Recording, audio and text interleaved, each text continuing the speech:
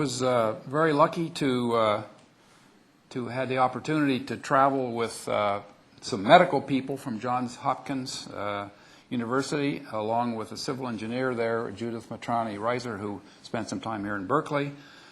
But Rick Bessel and Tom Kirsch, one is a physician, the other one is an emergency health service academic. So they were interested in systematically understanding the seismic performance of a regional system of hospitals. And Mike Mahoney and I were providing a little bit more of the technical side, and we had a wonderful student, as was mentioned. And the Johns Hopkins people managed to get entry from the Ministry of Health. They met Monday actually with the new Minister of Health themselves, and we got complete access to the public health facilities. The goals of the team was to assess the physical and medical similarity of the Chilean hospitals to the U.S. practice to see whether we could learn something, identify the vulnerabilities that could threaten patients or reduce the ability to provide emergency medical care.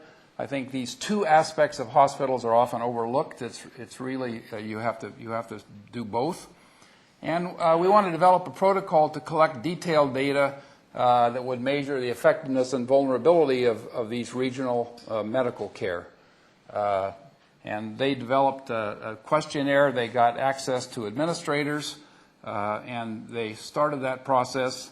Unfortunately, as you will hear, the communication was so disrupted and so poor that the regional system essentially didn't operate. Every hospital had their own resources. They did remarkably well in that situation. But I think this team wants to go back and have another shot at that. The public health system in Chile is basically the primary health care system, but there's a couple of other hospital systems, including some private hospitals. We primarily had access to this public health system hospitals, although in Santiago I did have a chance to visit some private hospitals, three of which were had portions of them that were seismically isolated. Overall, in the Shaken region, this is again the public health system. There were 100 hospitals. 17 need to be completely rebuilt. This is right off their website. 8 with major damage, 54 requiring with minor damage that needed repair, and 21 that were apparently undamaged. So the hospitals got hammered pretty well, and which is why we were trying to learn what we could. So in the Santiago area, we visited 4 hospitals, 3 of which were actually not public health hospitals.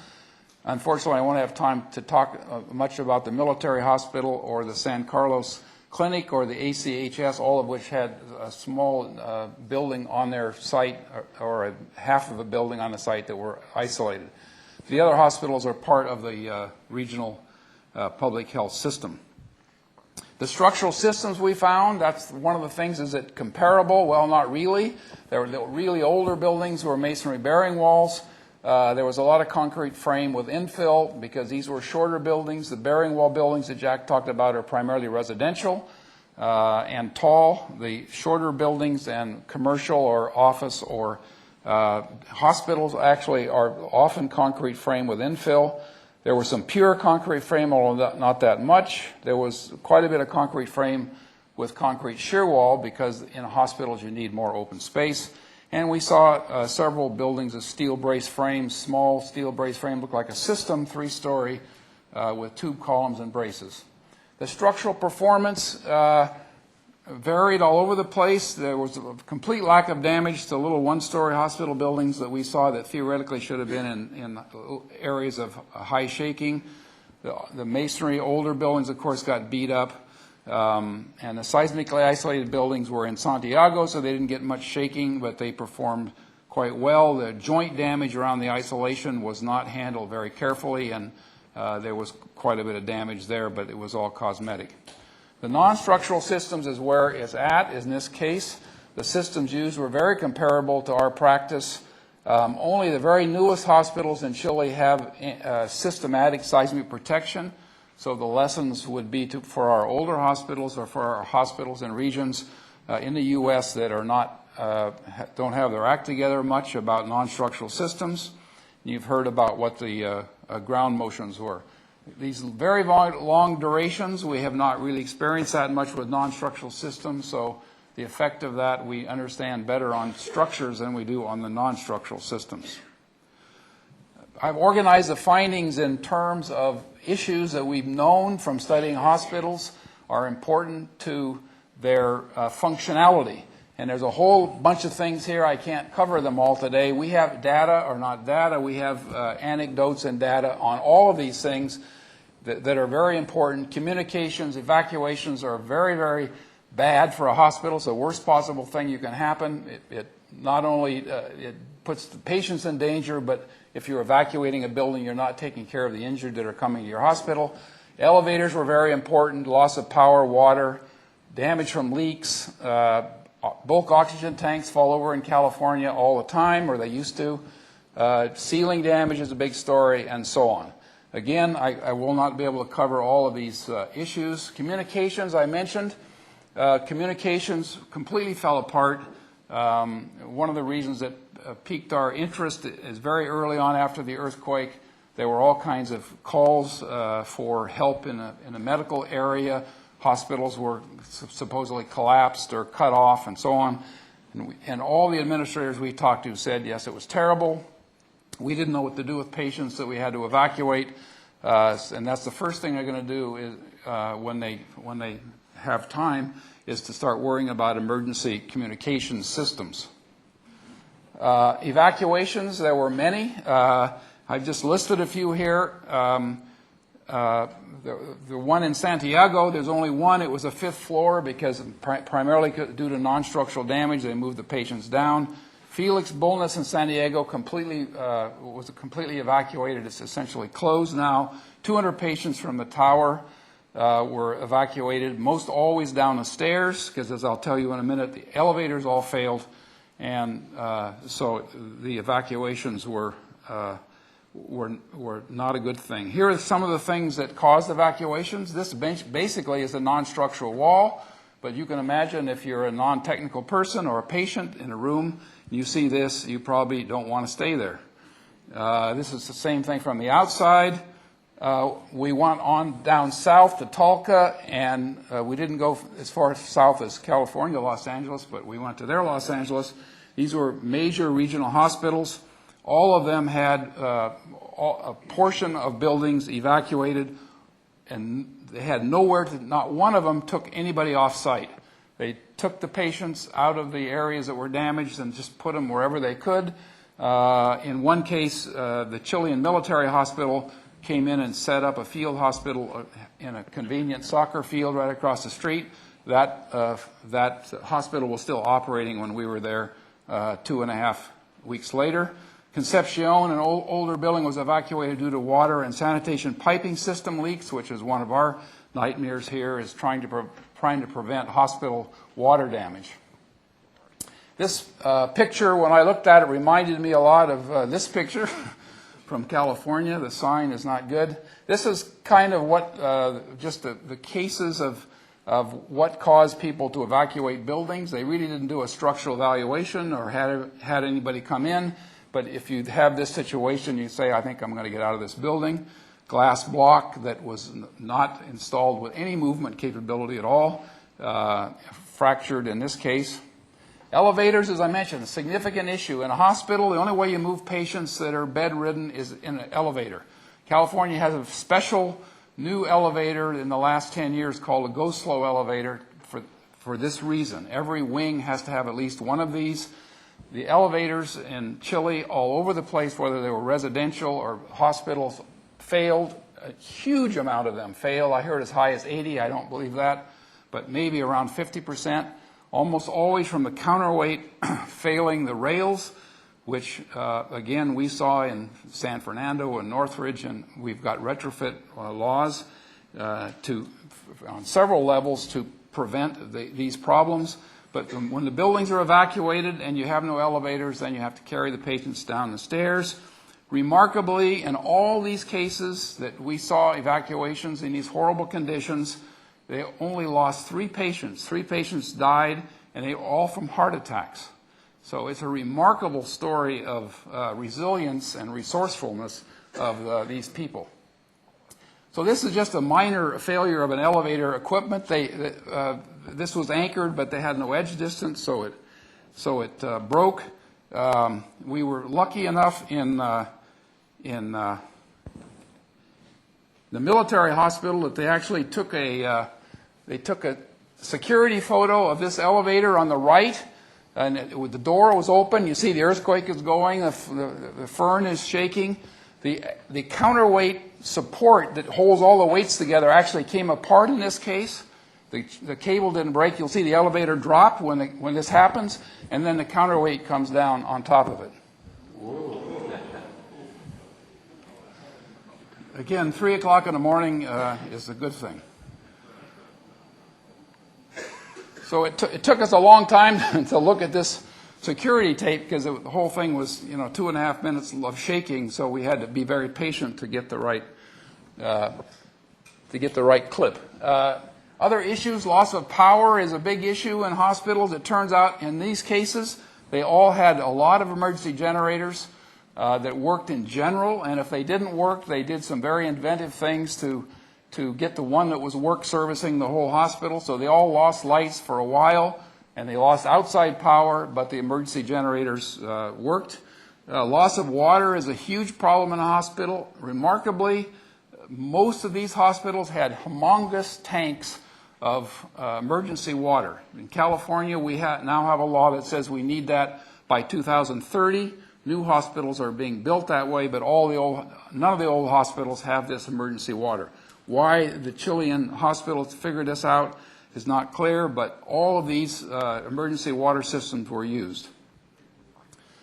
Damage or disruption from water breaks is not statistically frequent, but almost every time it happens, it causes the building to be evacuated, and it shut down 3 of 6 ORs in a relatively new building. This was the case.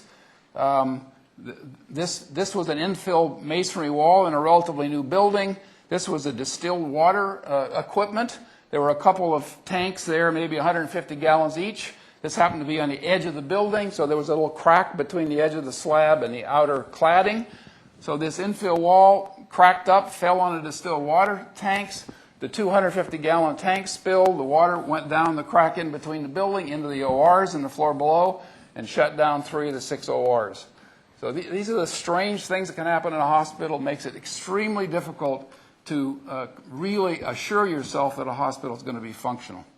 This was another case of water damage that that was still leaking, many days later. This was a hot water tank that had fallen over, and water was pouring out of there. This particular building had a 3-inch main water line that apparently had many leaks. One of the things, unfortunately, we didn't have time to do was to actually inspect all of these cases, what the failure exactly was, because that would be very useful for our own practice. Bulk oxygen storage tanks is a big problem, has been a big problem in California. They didn't lose any. None of them tipped over. They were all anchored. However, this one punched through the slab. It was trying like heck to turn over. And there's another punch through. And this one pulled up and stretched like a normal tank does, a couple of inches. So these things were really wailing around, but they didn't turn over. Suspended lay-in ceilings was the biggest disruption in all of the hospitals. And since they failed so miserably, they started calling them the American ceiling. It seldom doesn't really cause real damage, but it causes a lot of fear and disruption, and dust falls down. And in the U.S., it would be asbestos falls down from these ceilings. They had no seismic protection whatsoever. Typically, there were no hangers near the walls, so when this thing would move at all, the T's would fall off that little angle, and that would start the whole thing to shake around more because it would have no confinement, and pretty soon the whole thing would come apart. This is the morning after. In one of these cases, you'll notice not only are the tiles down, but the light fixtures are down, the registers from the mechanical are down. So it's a miracle there weren't more people injured.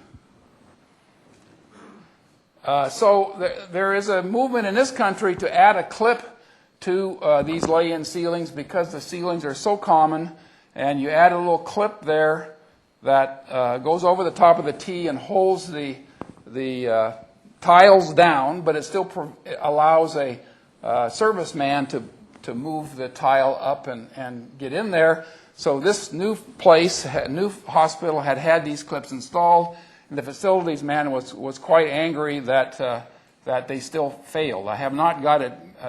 How much failed, I don't know yet. However, this was an ICU in a building that had been evacuated.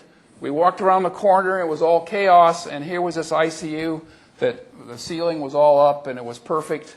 And we were looking there, staring at it, and the guy explained that they were doing a remodel next door, and they were afraid that dust was going to come through the ceiling and get into the ICU and hurt the patients. So they put packing tape up on all the ceiling tiles. So I'm going to patent this as one. Now, infill masonry and heavy partition damage, again, it's considered non-structural, but it certainly doesn't look non-structural. Again, this kind of stuff, it throws great fear into people. This was a one-story building, sort of a butler-type building that had a strange 3-inch, almost 3-inch concrete precast partitions. And they didn't think the building was in danger, but they were afraid these partitions had become loose because they only come up to the ceiling. Actually, I tried not to take pictures of patients, but right under this brace there was a nice little old lady in a bed, in all of these rooms. And they had very cleverly put these braces against a cabinet in the middle, a structural cabinet. Other vulnerable areas, paper medical records in pharmacies and laboratories, medical equipment, all of these things. Interestingly, they did not stand out as being particularly vulnerable. When there was a lot of other damage, then we saw damage to all of these things, but we seldom saw damage of any of this when there wasn't a lot of other damage. The paper medical records, interestingly, in one-story buildings, had, no matter how flimsy they were stored, had no damage. If they were up in a third or fourth story in a structure, the motion is amplified, and it was always a mess. And in some facilities, 3 weeks later, they had 10 people still sorting through the medical records, trying to get it straightened out. So here's some acknowledgments. I won't go through that. How's the time? Do I have? Okay, the other thing that we accidentally stumbled upon was the University of Concepcion. I won't bore you with the story of why we went there, but it was kind of an interesting story. But we heard that they needed some help with their laboratories. So we went there, and I was associated with a little bit with Mary Camaria when she did a disaster-resistant university study. And this is an incredible story that is scary for any university, I think, and deserves to be followed up to figure out exactly what happened and what's going to happen. School was out for the summer, scheduled to start March 15th, but it was postponed to April 5th. By the way, all the schools were out at the time of this earthquake, which is probably one reason you didn't hear anything about school damage, nor did any of the EERI team pursue that, because there were no stories about it. I understand there were some schools collapsed, but the school was out, so there were no children at risk. The student housing is off campus at this university, and they know that the area around Concepcion was damaged pretty heavily in this residential area. It was an older, a lot of masonry construction, so they're very concerned there won't be sufficient housing for the students when they come back, a situation that has worried people at University of California. There was little structural damage on campus, but a lot of non-structural. There was no power for 7 days. Water was out for 17 to 14 days. They were still fixing the streets in some cases when we were there. They lost the entire chemistry department due to a fire, and everything was in that one building. All their labs, the students' offices, the professors' offices, everything was completely lost. They lost the complete marine biology department. It was an extensively outfitted ship that was in the harbor, and the tsunami put it on shore, and then it was looted. So the whole department is gone. They had some losses in the civil engineering labs. All the equipment was out of calibration. We walked into one closet that had all, it must have had 40 theodolites heads sitting there, and they all were on the floor, so they have no idea whether any of those will work. They had severe losses in a microbiology lab. So we really would like to go follow this and see how hard this university is hit. Here is a chemistry building. You can see this is a little 3-story brace frame I mentioned, completely gutted by fire. This was the 4-year-old microbiology lab building. They do a lot of joints in Chile, expansion joints, whether they need them or not in many cases, and they always get hammered like this. So that was about the only problem structurally in this microbiology lab. There was some equipment on wheels that didn't get damaged, and stuff that was not on wheels did. So we've always worried about equipment on wheels that's going to chase people around the lab or something and hurt them. And I think maybe we need some kind of a systematic study to figure out, how to protect this equipment. These centrifuges were on the wheels, and they were all right. On the other hand, this incubator was ruined, and it turns out this incubator had all the guy's samples after 4 years of study. So he lost his entire 4 years of research. He said it would take him 2 years to even catch up to where he was before.